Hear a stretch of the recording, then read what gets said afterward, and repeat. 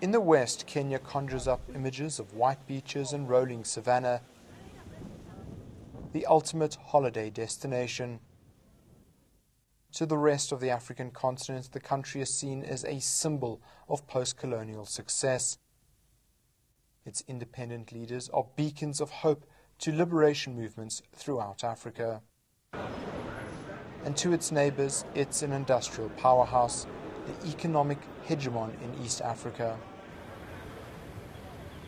But in 2007, this facade of tranquility was shattered forever.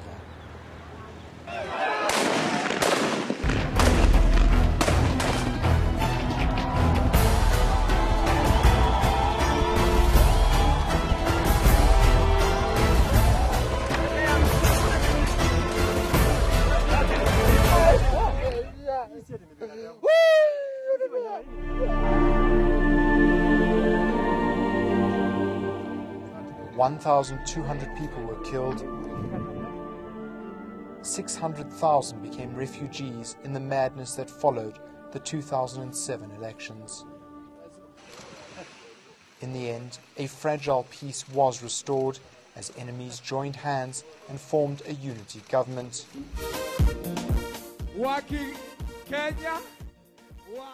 But now the time has come again for elections to be held, and the world holds its breath as Kenya decides.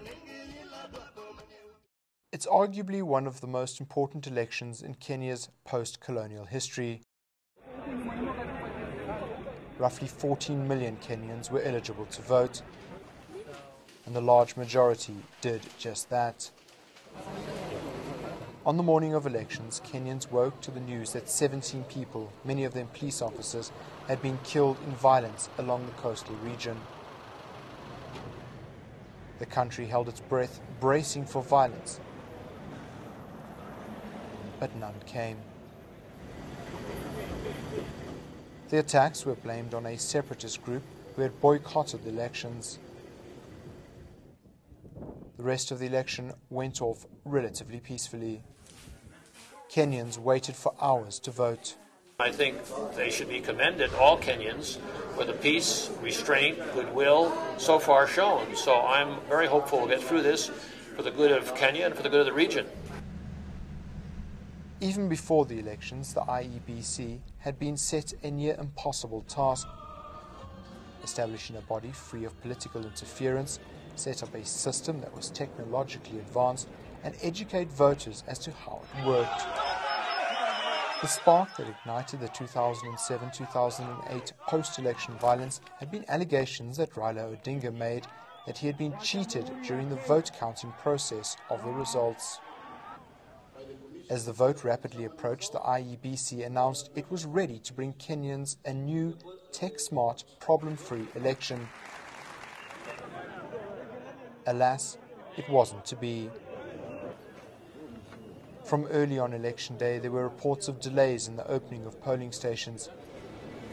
IEBC officials put it down to technical glitches. Biometric voting machines were not properly charged. Officials hadn't been trained on how to use them, and in some cases they'd even forgotten the password to get the machines working. Officials were forced to revert back to the old-fashioned way of manually checking voters off the voters' roll.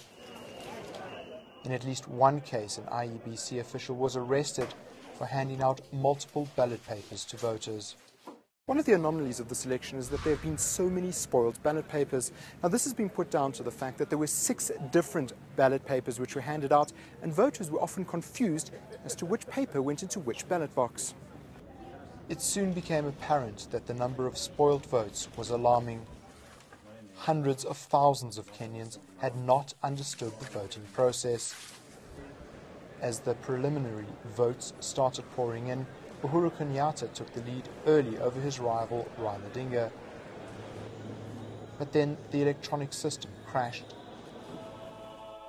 Unable to deal with the flood of votes streaming in from around the country, once again the IEBC had to revert to manual counting and had to wait for election officials to arrive in Nairobi before they began counting again. that wasn't the end of troubles. The IEBC announced it would start counting spoiled ballots. It quoted the Constitution, which demanded that all votes be counted, closing the 11 percentage point gap between Kenyatta and Odinga. It's unfortunate that there is such a high proportion. In fact, at the moment, spoiled ballots comes in third after Odinga and Kenyatta, ahead of the other 6 candidates. So we don't know what the count is, but what was published television was 300,000. That's a lot as a proportion of those counted. And it could affect the outcome, but the Constitution is very clear under Article 138 that the 50 plus 1 will be determined on the basis of votes cast, not on the basis of ballot votes, like a lot of places. While the Carter Center has declared the voting process a success, there are fears that the sudden delays could spark claims of vote rigging. If there's a sense that someone is being taken advantage of. That's what happened in 2007, remember. It wasn't until the very end. The election went fine until the very end when they shut down and made no longer transparent the counting process. Kenya's dream of a peaceful election looks under threat. The country's old boogeyman began to rear its head. Ethnicity. Do join us after the